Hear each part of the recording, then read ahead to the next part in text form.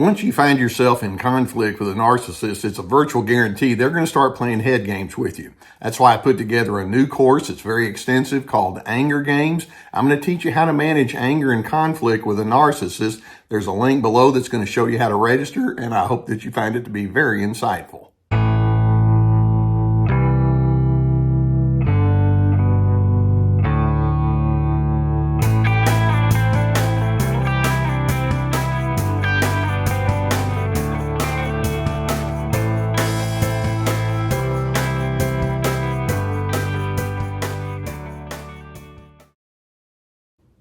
I want to talk with you today specifically about individuals that we might refer to as the malignant narcissist. Now, let me remind you that when I'm talking with you about narcissism, I'm talking about the dark side of the human condition. We all have a certain less than wonderful side to our personalities, and those of us who are healthy will recognize that and see that we are capable of having some poor reactions to life and people and circumstances. The narcissist is someone that just continues down the spectrum towards their own darkness to where they just naturally find themselves having lots of tension and discord and division of their own making. So that's what I'm referring to when I talk about narcissism in general. But then when we refer to the term malignant narcissist, we're talking about individuals who are down way on the far end of the spectrum of narcissism. There's something about them that tends to set them apart from, I hate to put it this way, but the average run-of-the-mill narcissist. There's an element there that makes them especially difficult to engage with. And I know I've received a lot of comments from those of you who watch this, my videos on a regular basis, those of you who deal with people who would be more in the malignant direction. And so today I want to talk with you about some of the things about that malignant narcissist that sets them apart, that makes them different and distinct, so that you can know what you're dealing with and know how you're going to wisely respond when you know that you're encountering someone like that. So let's examine what we're talking about when we say that someone is in the malignant direction of narcissism. Now, first and foremost, we know that narcissists like to be in control and they're selfish and they want to be superior. But the malignant narcissist, one of the things that distinguishes them is that they have a pervasive lack of emotional attachments. Now, some of them can be skilled at giving the appearance or feigning that they would be attached with you, and they can, do activities with you or seem to show a certain amount of curiosity about you. But ultimately, in their mind, they think people in my world exist to be used. And so they're users and manipulators extraordinaire. And as a result, they operate more with a loner's mindset than you might think naturally up front. It's like, I don't need you people out there. I don't want you. Just I need you to stay out of my business, even though they may try to give some external appearances just to kind of cover their tracks, so to speak. And then in addition, one of the things that is very common with the malignant narcissist is these individuals are very strongly drawn towards themes of power and dominance. I have had so many people in my counseling office who will pick up on whether it's a parent, a mother, or a father, and it's not always just male. Sometimes females can do it too, or a boss at work, someone like that, who just is incapable of any kind of tenderness. And they're incapable of any kind of gentleness or nurturing. And it's like, no, I'm going to be in charge and you're going to know it. There's not going to be any kind of question about it. And as a result, the lead emotion that we often, we often find in the malignant narcissist is their anger. They can be very harsh and domineering in their anger, or they can hold people in very, very strong long-term contempt. But that's something that's very common with them. Now, in addition, the malignant narcissist is the consummate pessimist. They can find something wrong with just about anything. And in their mind, they think, you know what? The people who survive in this world are those who are in control, because this is a screwed up world and I don't like people out there. Events and circumstances are likely not to go my way. So I have to take charge in as many different things as I can. And so they have to feel like they're in charge and they're in control.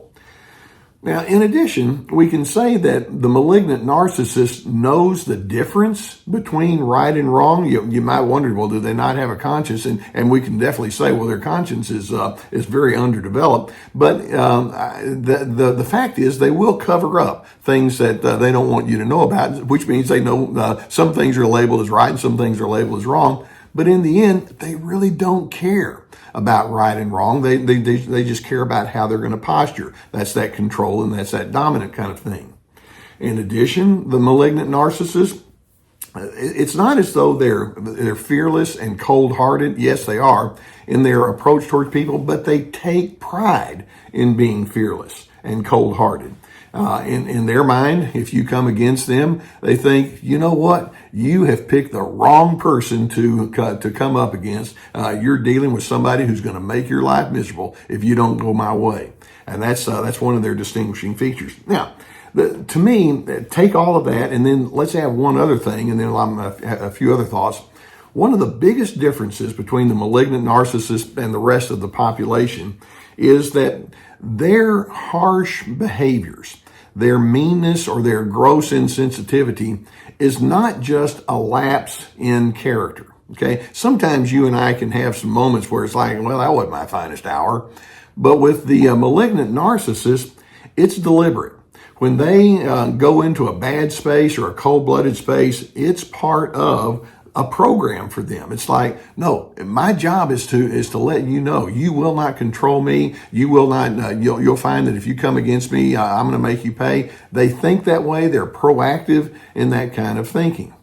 Now, that being the case, we can add a few more thoughts to this. The malignant narcissist is known for cruelty. Meanness is just part of their essence. And when I say essence, their internal being. If you ever come up against me, you're going to regret it. That's how they think. And they'll make sure that you know they're the meanest, baddest person on the planet, and you just might as well get used to it if you're going to be in conflict with them. That said, they take delight in your demise, and they're very casual about the pain that they create in you. You might say something like, do you realize how this is being so disruptive, or you're ruining my relationship with this person over here, or you're taking money from me over there? It's like, well, it sucks to be you. You're in the wrong place at the wrong time. This is what I do. You just need to deal with it, get over it. And they don't really think very much.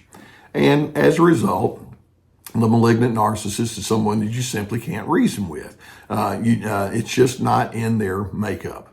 So when we ask, how do you know that there's a narcissist and there's a malignant narcissist? There are these kind of ingredients that we will pinpoint, and you can see that they're very, very difficult to engage with. And one of the things I'm often asked is, is this nature or nurture? Is this something that is just born into them, or is this part of their personal background? And the answer is, well, there's a combination of both. But in my mind, most of it is nature. It's just part of who they are. There's some little children that you're around and they're sweet and kind and friendly. It's built into their nature. And then there are some, it's like, whoa, this kid is bad to the bone. And they start out early that way. And then as they get older, they can gather steam, and it just gets worse and worse. And as a result, they tend to have poor attachments because, people don't respond to them well in their developmental years. And so they have a zero growth in empathy. Empathy doesn't impress them. They don't think about it. It's not something they want to learn about. So in my opinion, that these individuals tend to be more hardwired. And then it just kind of sometimes can go from generation to generation. In addition, I do mention that the earlier you start, then you're already going to have some trouble in the early years. These individuals have a very poor insight into the scars that they carry. They're just out of touch. If you were to say, let's talk about how your early influences impacted the way that you are right now, most of them don't even want to go into it. It's like, why would I want to go into that? That's just psychobabble, but they won't say it quite that kindly. So they have a real lack of introspection. Sometimes narcissists of the extreme variety can feel remorse, But the malignant narcissist tends not to. It's like, I don't have anything to be sorry about. The only thing I'm sorry about is knowing you, and that's how they think. So as it becomes apparent that you're engaging with a malignant narcissist, that they've got that extra measure of harshness and that extra measure of cold-heartedness, keep in mind that you're going to need to adjust your expectations with respect to having any kind of meaningful relationship with these individuals. They don't want to go into that space. Drop your hope that you're going to have a breakthrough with these individuals because their conscience, like I say, is so underdeveloped. And I know it sounds rather pessimistic to say that some people they're so depraved that they don't, they're not going to snap out of it. But some people it's not going to happen. So when you're with them and when they come against you in a adversarial way, defend yourself minimally, because the more you get into the offense-defense conversation, you're going to lose 100% of the time. But behaviorally, so verbally don't defend yourself, but behaviorally do defend yourself, okay? I hope I make that distinction clear. And by that, I mean stay away from them, or be proactive in dealing with individuals who do care. Stay neutral in your personal revelations with these people, because they'll eventually use it against you. No need to seek revenge when they've done you wrong, because the revenge that you may extract with them is going to be met with double proportion in reverse, and look for the exit.